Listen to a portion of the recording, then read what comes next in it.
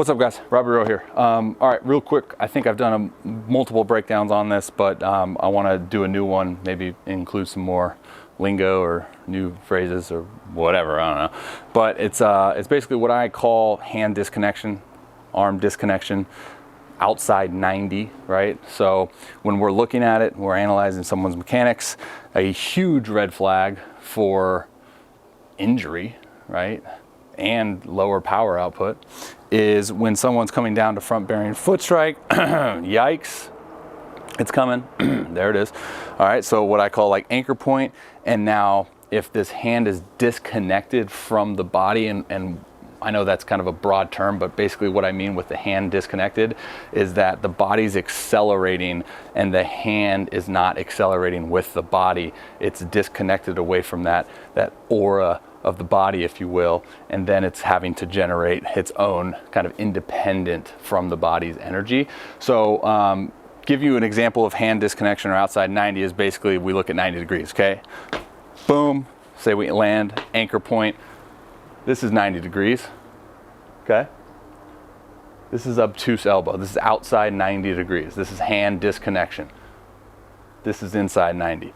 You look at a lot of high power output guys, anchor point, inside 90. Actually, what I kind of look at across the board is not so much hands flipped up all the way. That kind of initiates a little bit early trunk rotation, but I kind of look at this 45 degree angle, but not this 45 degree angle, okay?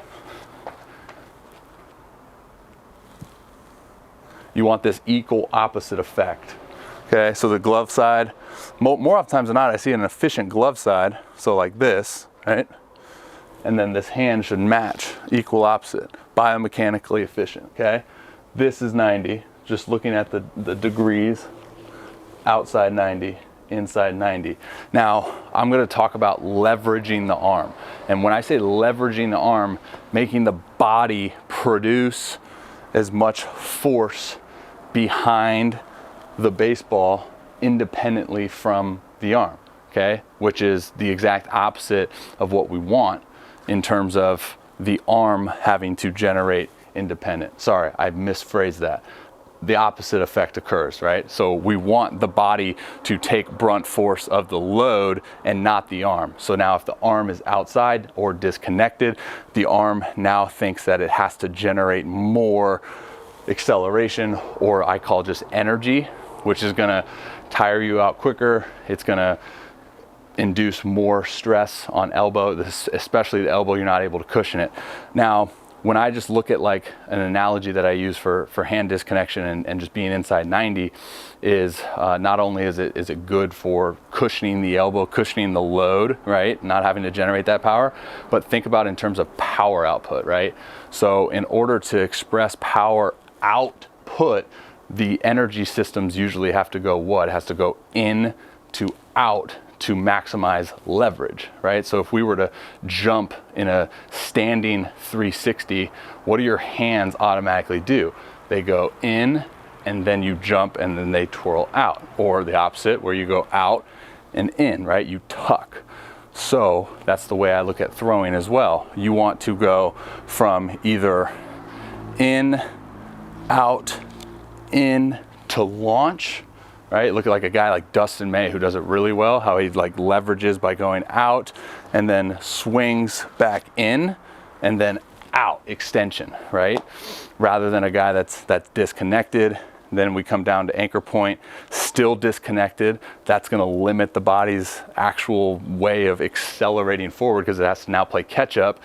And this hand slash arm has to now produce its own kind of energy system rather than using the energy system of the body out.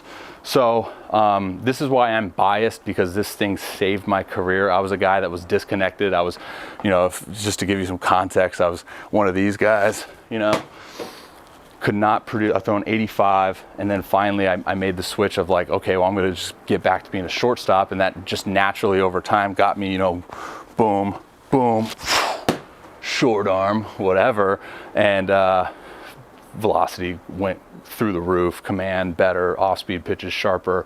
So I was like, okay, this stuff freaking matters. And just seeing the success over the years with clients and, you know, whatnot, and other people, all these people, of just like, okay, how can we best leverage our arm, our hand into our slot?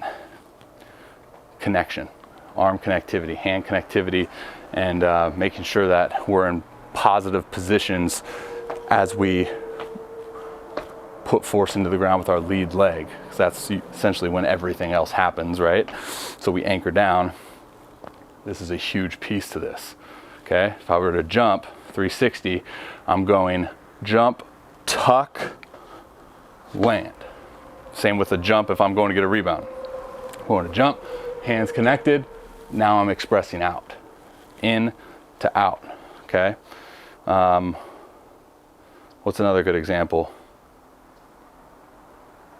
I don't know, I can't think of anything. Fishing rod, maybe? I don't know. If you can think of a good example, comment below. I'm hungry, I'm gonna go eat. All right, see you guys.